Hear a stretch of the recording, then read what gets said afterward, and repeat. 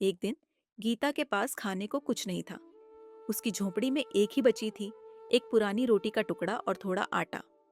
मोहन भूखा था और रो रहा था। गीता परेशान थी क्योंकि उसे समझ नहीं आ रहा था कि वह क्या करे। तभी एक बूढ़ी महिला उसके घर के सामने आई। उसकी आंखों में एक खास चमक थी और वह दिखने में साधारण सी लग रही थी, परंतु उसमें कुछ रहस्यमय था। बूढ़ी महिला ने गीता से कहा, तुम्हें खाना चाहिए? मैं तुम्हारी मदद कर सकती हूँ, लेकिन बदले में तुम्हें मुझसे एक वादा करना होगा। गीता ने थोड़ी हिचकिचाहट के साथ पूछा, कैसा वादा? बूढ़ी महिला ने कहा, तुम जो भी खाना बनाओगी उसमें से पहला टुकड़ा हमेशा जरूरतमंद को देना होगा। ऐसा करने से तुम्हारे पास कभी भोजन की कमी नहीं होगी। Hey there. गीता भूखी और निराश Subscribe to my थी, channel इसलिए उसने तुरंत हाँ and कर also the. press this bell icon. बूढ़ी महिला ने उसे एक छोटा सा जादुई पराठा दिया और कहा, यह पराठा जादुई है। जब भी तुम्हें जरूरत होगी इससे तुम आटा बना सकती हो, लेकिन वादा मत भूलना। गीता ने वह पराठा लेते ही उसकी शक्ति का परीक्षण करना शुरू किया। जैसे ही उसने पराठे को छुआ, उसके हाथों में आटा बनकर तैयार हो गया। उसने सोचा, अगर यह सच में काम करता है तो आज मैं और मोहन भूखे नहीं रहेंगे। उसने उस आटे से एक बड़ा पराठा बनाया और भूख मिटाने के लिए उसे तवे पर सेंकने लगी। पराठा तैयार होते ही उसने बूढ़ी महिला का वादा याद किया और वह पराठे का पहला टुकड़ा बाहर जाकर किसी जरूरतमंद को देने की सोचने लगी। तभी एक भूखा बच्चा गीता की झोपड़ी के पास आकर बैठ गया। Hey there. गीता ने बिना Subscribe सोचे to my समझे channel पहला टुकड़ा उस and बच्चे को also दे दिया। press this bell icon. आश्चर्य की बात यह थी कि जैसे ही उसने वह टुकड़ा दिया, उसका तवा फिर से आटे से भर गया। गीता को समझ में आ गया कि यह पराठा सच में जादुई था। अब उसके पास खाने की कभी कमी नहीं होगी, लेकिन उसे अपना वादा हमेशा निभाना होगा। गीता ने अपने इस नए वरदान को समझदारी से इस्तेमाल करना शुरू कर दिया। हर दिन वह पहला पराठा किसी भूखे को देती और उसके बाद जितना चाहती उतना बना लेती। धीरे धीरे उसका जीवन बेहतर होने लगा। गांव में उसकी कहानी फैल गई और लोग उसकी दरियादिली की प्रशंसा करने लगे।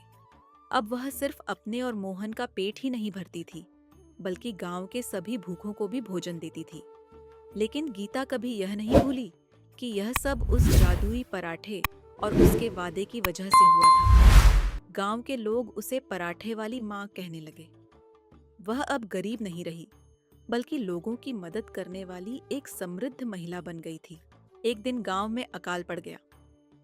लोगों के पास खाने के लिए कुछ नहीं बचा। गीता के पास तो जादुई पराठा था, लेकिन गांव के बाकी लोग भूख से तड़पने लगे। गीता ने Hey there. सोचा कि अगर वह सबको Subscribe to खाना my देती channel रही तो शायद and also जादुई press पराठे की this bell शक्ति खत्म icon. हो जाएगी।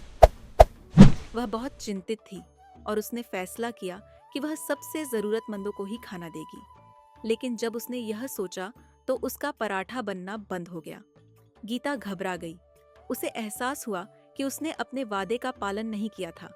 उसने तुरंत अपने विचार बदले और सभी भूखों को खाना देने का संकल्प लिया।